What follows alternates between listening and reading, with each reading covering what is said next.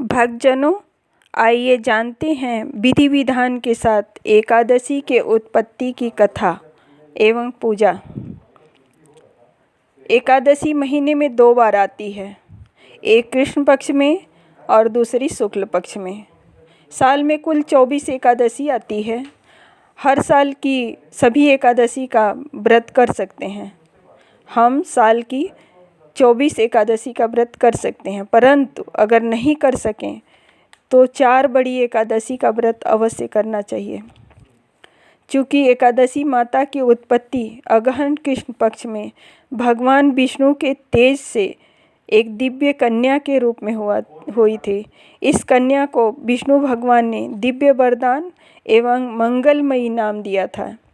एकादशी इस विधि विधान से करने पर अश्वमेध के जितना फल मिलता है। इस व्रत के करने से मन निर्मल होता है, हृदय शुद्ध होता है और मन सन्मार्ग की तरफ अग्रसर होता है। इस व्रत का पुण्य जीव का उद्धार करता है। एकादशियों के व्रत में उत्पन्ना एकादशी को मुख्य स्थान प्राप्त है। इस बार एकादशी वीरवार और शुक्रवार को पड़ रही है। वीरवार भगवान विष्णु का दिन है और शुक्रवार माता लक्ष्मी का दिन है, इसलिए एकादशी का महत्व ज़्यादा बढ़ गया है।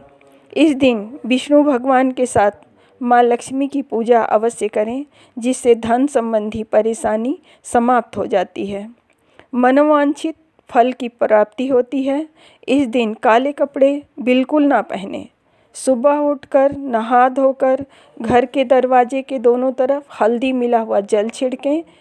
पहले सूर्य भगवान को हल्दी कुमकुम मिला हुआ अर्घ्य दें। उसके बाद पूजा करने से पहले संकल्प लें। पंचोपचार विधि से पूजा करें भगवान विष्णु एवं माता लक्ष्मी की। उसके बाद कथा पढ़ें या सुनें। उत्पन्ना एकादशी की कथा के अनुसार जब युधिष्ठिर कहने लगे, हे भगवान, आपने हजारों यज्ञ और लाखों गोदान को भी एकादशी के बराबर नहीं बताया, सो यह तिथि सब तिथियों से उत्तम कैसे हुई, बताइए। मधुसूदन भगवान श्री कृष्ण ने कहा, हे युधिष्ठिर, इस संबंध में पौराणिक कथा के अनुसार सतयुग में मूर नाम का दैत्य उत्पन्न हुआ। वह बड़ा बलवान एवं भयानक था। उस प्रचंड दैत्य ने इंद्र, आदित्य, वसु, वायु, अग्नि आदि सभी देवताओं को पराजित करके भगा दिया।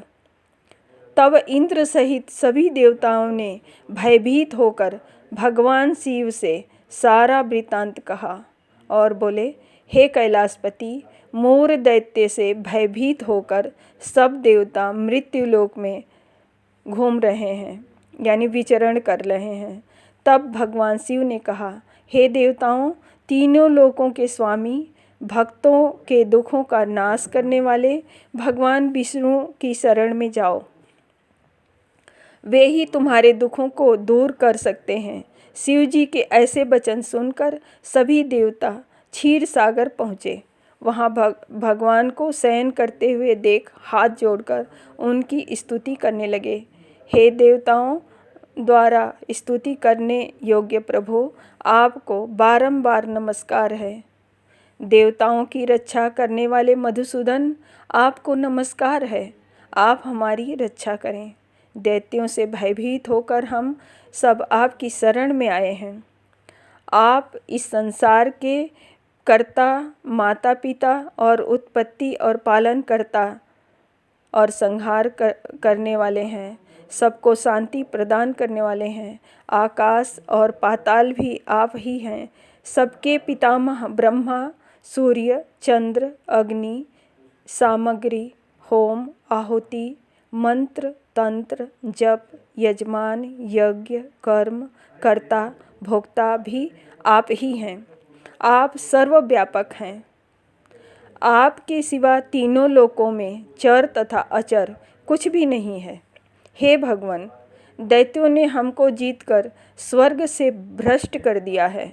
और हम सब देवता इधर उधर भागे भागे फिर रहे हैं। आप उन दैत्यों से हम सब की रक्षा करें। इंद्र के ऐसे वचन सुनकर भगवान विष्णु कहने लगे, हे इंद्र, ऐसा मायावी दैत्य कौन है जिसने सब देवताओं को जीत लिया और उसका नाम क्या है, उसमें कितना बल है और किसके आश्रय में है तथा उसका स्थान कहाँ है, यह सब मुझसे कहो। भगवान के ऐसे वचन सुनकर इंद्र बोले, भगवान, प्राचीन समय में एक नाड़ीजंग नामक राक्षस था। उसके महापराक्रमी और लोक विख्यात मूर नाम का एक पुत्र हुआ। उसकी चंद्रावती नाम की नगरी है। उसी ने सब देवताओं को स्वर्ग से निकालकर वहाँ अपना अधिकार जमा लिया है। उसने इंद्र, अग्नि, वरुण, यम, वायु, ईश, चंद्रमा, नैऋत्य आदि सबके स्थान पर अधिकार कर लिया है। सूर्य बनकर स्वयं ही प्रकाश करता है, स्वयं ही मेघ बन बैठा है और सबसे अजेय है। हे असुर निकंदन, उस दुष्ट को मारकर देवताओं को अजेय बनाइए। यह वचन सुनकर भगवान ने कहा, हे देवताओं, मैं शीघ्र ही उसका संहार करूँगा। तुम चंद्रावती नगरी जाओ। इस प्रकार कहकर भगवान सहित सभी देवताओं ने चंद्रावती नगरी की ओर प्रस्थान किया। उस समय दैत्य मूर सेना सहित युद्ध भूमि में गरज रहा था। उसकी भयानक गर्जना सुनकर सभी देवता भय के मारे चारों दिशाओं में भागने लगे। जब स्वयं भगवान रणभूमि में आए तो दैत्य उन पर भी अस्त्र शस्त्र आयुध लेकर दौड़े। भगवान ने उन्हें सर्प के समान अपने बाणों से बींग डाला। बहुत से दैत्य मारे गए, केवल मूर बचा रहा। वह अविचल भाव से भगवान के साथ युद्ध करता रहा। भगवान जो भी तीक्ष्ण बाण चलाते वह उसके लिए पुष्प सिद्ध होता।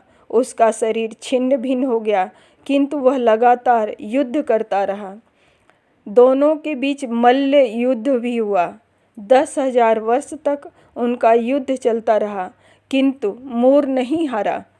थककर भगवान बद्रिकाश्रम चले गए।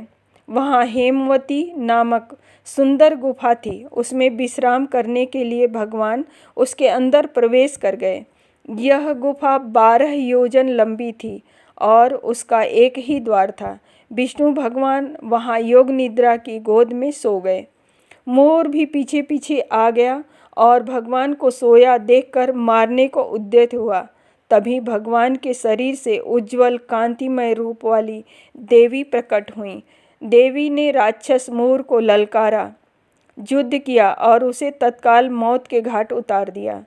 श्रीहरि जब योग निद्रा की गोद से उठे तो सब बातों को जानकर उस देवी से कहा कि आपका जन्म एकादशी के दिन हुआ है, अतः आप उत्पन्ना एकादशी के नाम से पूजित होंगी। आपके भक्त वही होंगे जो मेरे भक्त हैं। तो ये थी उत्पन्ना एकादशी की कथा। ओम नमो भगवते वासुदेवाय नमः। कृष्णाय नमः। गोविंदाय नमः।